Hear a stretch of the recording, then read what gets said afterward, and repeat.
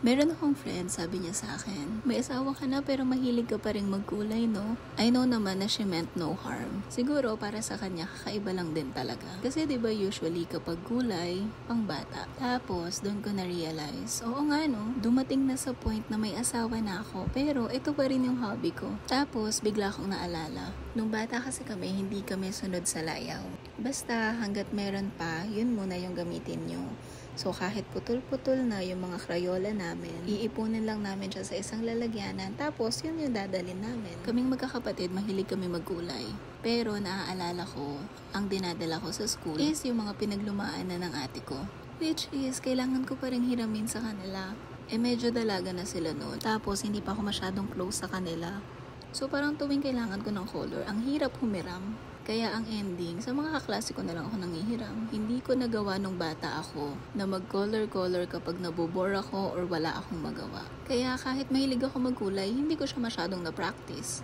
Naalala ko din, hindi din naman kasi ako yung tipo ng batang spoiled brat or demanding. Basta pag sinabi ng magulang ko na hindi ko na ipipilit. Kaya siguro simula na nagkatrabaho ko, isa talaga sa mga pinagkakagastusan ko itong mga coloring books, watercolor, acrylic, pencil colors, color pencils pala, ano ba yun? Basta mga ganun. Nireregaluhan din ako ng ate ko ng mandala or minsan ipagpiprint niya ako.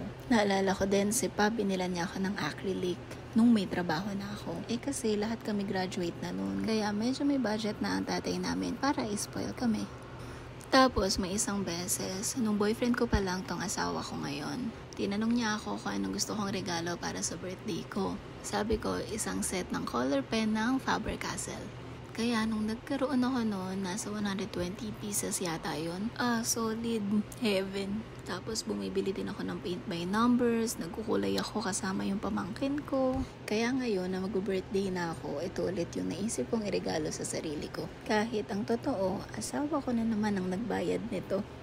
Basta tuwing ang dami-dami nang tumatakbo sa isip ko, solid talaga to. Parang bigla niya napapatahimik lahat. Ito yung nagiging outlet ko, ang laking tulong.